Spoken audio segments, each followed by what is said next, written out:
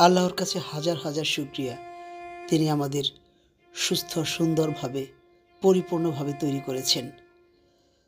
এই দুজন মানুষকে দেখে খুব কষ্ট হচ্ছে। নানা সংকটের ভিতর দিয়েও এরা জীবন সংগ্রাম চালিয়ে যাচ্ছে। এদের যাপিত জীবন দেখে আমাদের অনেক কিছু শেখার আছে। আমাদের সব কিছু থাকার পরেও আমরা আরও চাই বলে এই যে চিৎকার করি, অনবরত ছুটে চলি, অথচ চাইলেই আমরা জীবনটাকে সহজ, সুন্দর, সরলভাবে যাপন করতে পারি।